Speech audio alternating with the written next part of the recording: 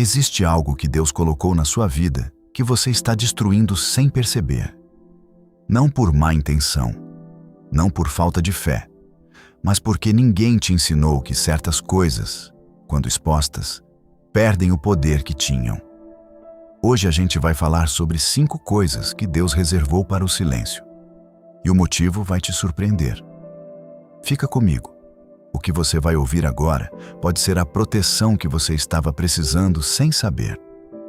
A Bíblia já registrou em Provérbios 4, 23. Acima de tudo, guarda o teu coração, pois dele procedem as fontes da vida. Guardar não é esconder por medo. Guardar é reconhecer que nem tudo que é precioso deve ser exposto. Ouro guardado no cofre não perde valor. Ouro espalhado na rua vira alvo.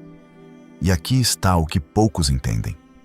Deus não te pede silêncio para te isolar. Ele te pede silêncio para te preservar. Vamos lá. Ponto 1. Nunca revele para ninguém o seu próximo passo.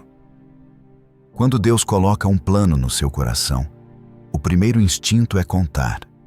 Para alguém próximo, para alguém de confiança, para alguém que você acredita que vai comemorar junto. Mas aqui está o que ninguém te conta. Nem todo mundo que te ama está pronto para o seu próximo nível. Davi foi ungido rei por Samuel, ainda jovem. Mas ele não saiu anunciando. Voltou para o campo cuidar das ovelhas. Preparou em silêncio. E quando o momento chegou, o trono estava esperando. Não porque ele se promoveu, mas porque Deus o havia preparado enquanto ninguém estava olhando. Quando você anuncia o seu próximo passo antes da hora, você abre espaço para 2 coisas: a opinião de quem não entende o seu chamado e a interferência de quem não quer ver você avançar. Às vezes, as 2 coisas vêm da mesma pessoa. Provérbios 29, 11 diz: o tolo dá vazão a todos os seus sentimentos, mas o sábio os refreia. Sabedoria não é falar tudo o que você sabe. É saber o que não deve ser falado. Então, não anuncia. Age. Não explica. Avança. Prepara em silêncio e deixa os resultados fazerem o barulho que as suas palavras fariam antes da hora. Ponto 2. Nunca revele para ninguém o que Deus falou só com você. Existem momentos em que Deus se comunica com você de um jeito que não foi feito para ser traduzido para outra pessoa. Uma direção que Ele deu. Uma convicção que colocou no seu coração. Um aviso que chegou na sua oração. Essas coisas têm um destinatário específico, você. E quando você tenta compartilhar, algo se perde no caminho. Pensa em Rebeca. Antes de Jacó e Esaú nascerem, Deus revelou para ela o que aconteceria com os 2 filhos. Era uma palavra pessoal, direcionada, profunda.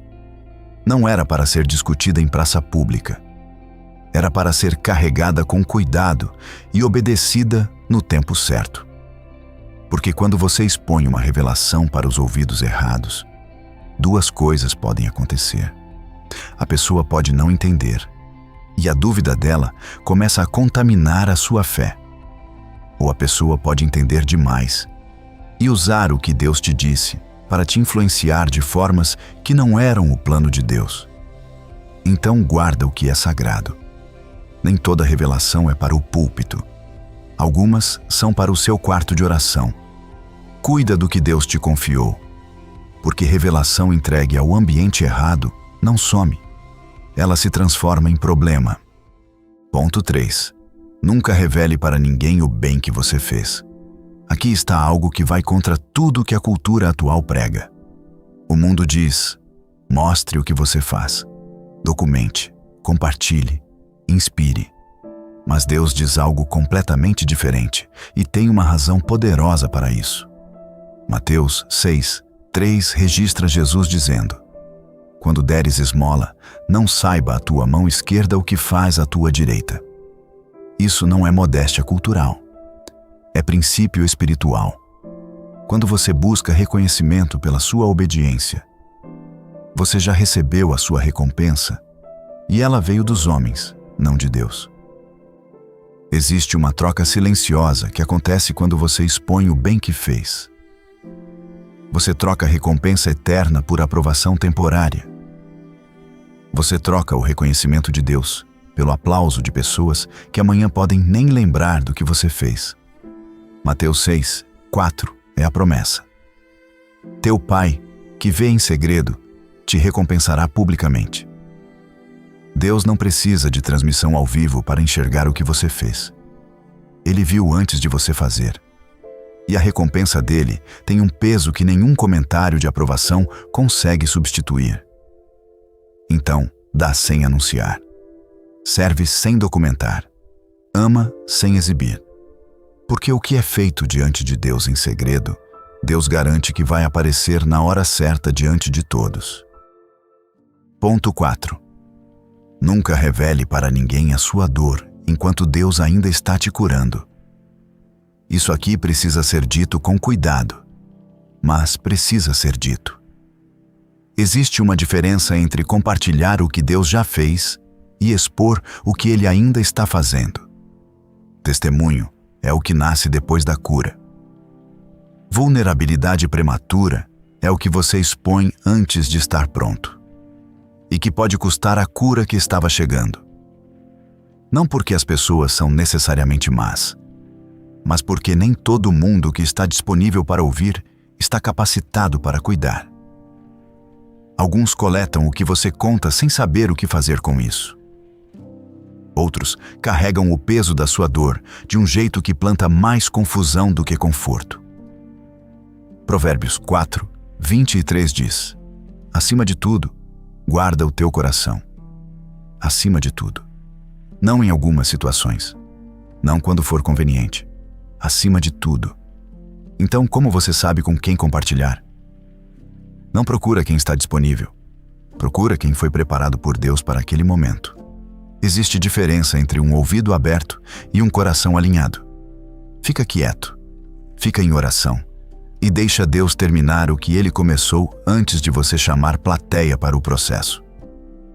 Porque quando a cura for completa, o seu testemunho vai ter um poder que a sua dor exposta nunca teria. Ponto 5. Nunca revele para ninguém tudo sobre as bênçãos que Deus te deu. Essa é talvez a mais difícil, porque parece ingratidão guardar silêncio quando Deus está sendo bom com você. Mas aqui está a realidade espiritual que muitos ignoram. Nem todo ambiente está preparado para receber a notícia da sua bênção. E quando você coloca no ar o que Deus acabou de te dar, você convida reações que podem custar mais do que você imagina. Pensa em Isaac. Em meio a uma seca severa, Deus o abençoou e ele colheu 100 vezes mais do que plantou. E o que aconteceu? Os filisteus taparam os poços que Abraão havia aberto. A prosperidade de Isaac provocou reação. Nem sempre a hostilidade vem de inimigos declarados. Às vezes vem de quem estava ao redor na hora da bênção. Isso não é superstição. É sabedoria espiritual. Deus às vezes move em silêncio justamente para que o que Ele está construindo não seja interrompido antes de estar completo. E quando você aprende a honrar esse silêncio, você cria proteção ao redor das bênçãos que Deus está derramando na sua vida. Então celebra com gratidão, não com exposição. Agradece a Deus em particular antes de declarar em público. Deixa a transformação da sua vida ser o anúncio que as palavras não precisam fazer. Porque favor real não precisa de legenda. Ele aparece sozinho.